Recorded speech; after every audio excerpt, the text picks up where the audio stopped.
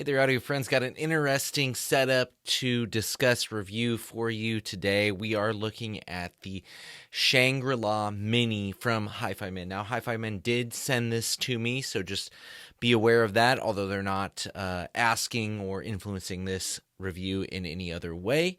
But thank you to them for sending this out for me to try out. And I'm always interested to try an electrostatic setup. I'm not a huge fan of them. It's not that I don't like the sound, it's that you kind of lock yourself in to one kind of specific setup. Whereas, if you use a planar magnetic or a dynamic headphone, you can change amps and you can change DACs and you can do all this other stuff.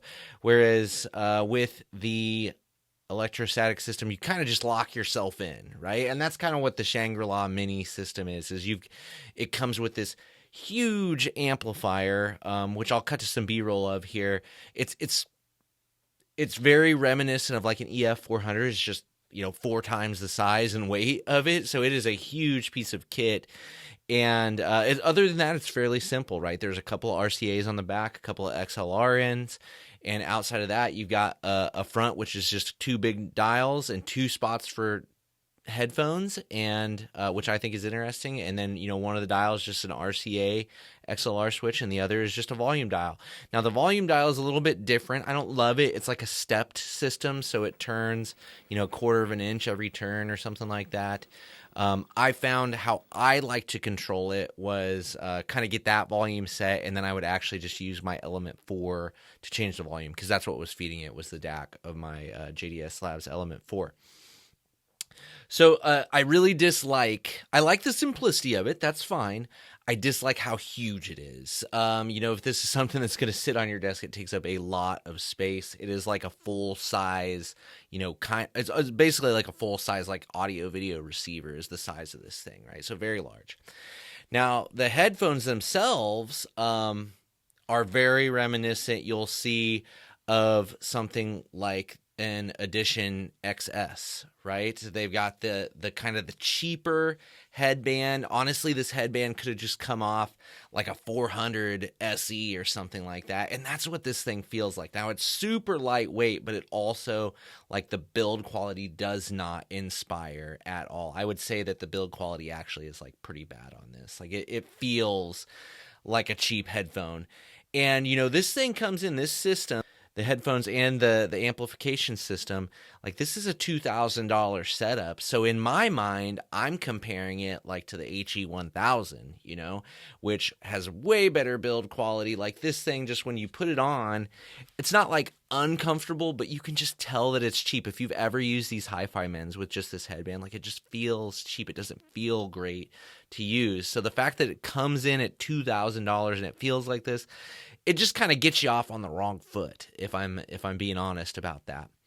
Now you turn on the music, and it's a little bit of a different story. I actually feel like these things sound really, really good for the most part, and especially if I'm listening to them in isolation.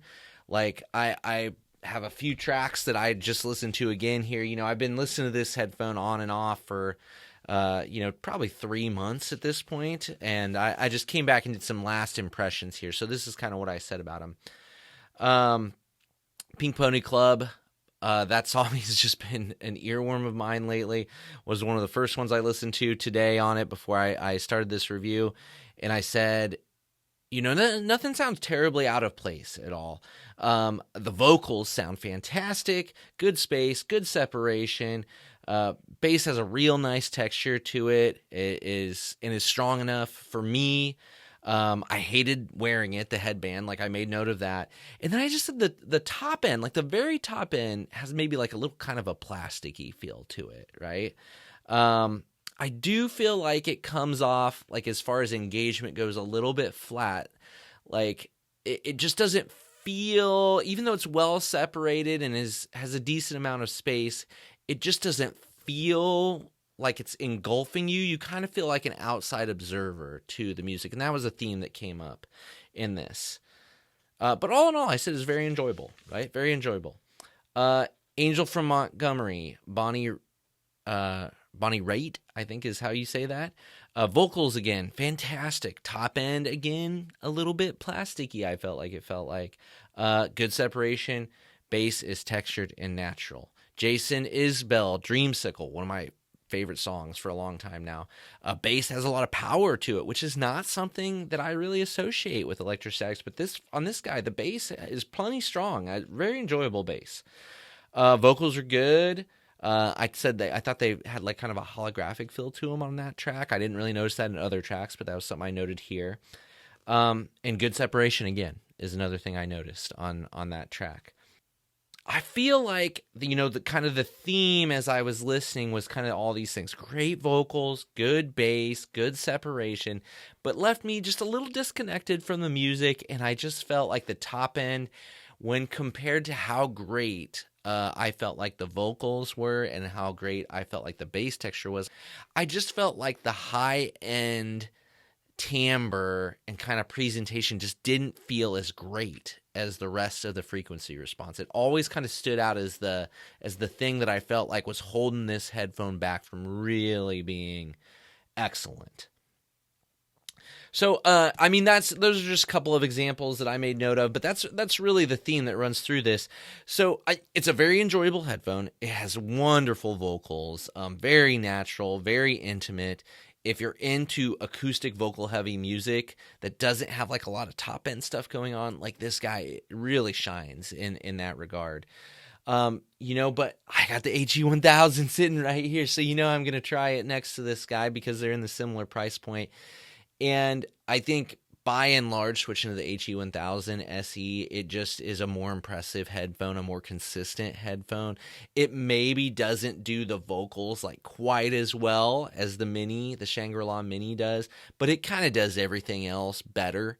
And obviously it's just a more versatile system. Like I can take the HE1000 to different places and power it off of different amps and power it off of portable amps and things like that, to where for me, that it would be just the clearer choice and the easier recommendation over the Shangri-La Mini. It's not that the Shangri-La Mini is bad.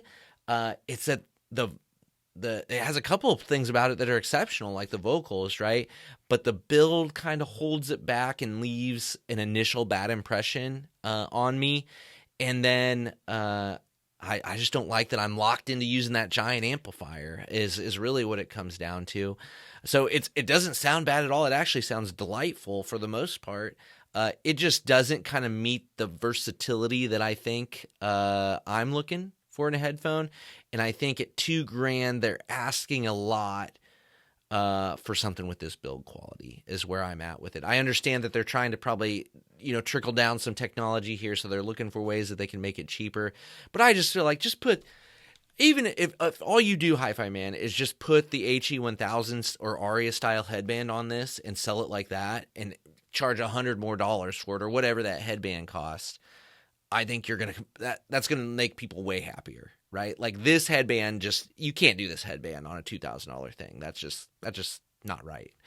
Now, if they could somehow package this, like this headphone, and then come up with like cheaper amplification, smaller amplification, to where you could package it for like $600-700 so it would compete with something like one of the lower end Stax models, then I think they might have something on their hands here. Again, it is a very nice sounding headphone, and it certainly doesn't sound bad by any means, and I really enjoyed my time with it for the most part. It just isn't versatile enough for me and isn't built nice enough for me for the price. And that's my take on the Shangri-La Mini. So really, I'll be curious to see what Hi-Fi Man does in the future. Obviously, the Shangri-La Mini, like a couple $1,000, it's way cheaper than the other Shangri-La stuff, which the big boy Shangri-La is like $20,000. And then there's maybe something in between there that's like $8,000 or something. So it's coming down. They just need to hit that like under $1,000 mark with their electrostatic stuff, and then I think it's probably worth taking a look at. But at its current price, I think it's a hard sell. All right, well, that's all I've got for you today on the Shangri-La Mini. Thanks for tuning in. Appreciate you, Hi-Fi Man, for sending this out. And, hopefully I'll see you guys in the next one.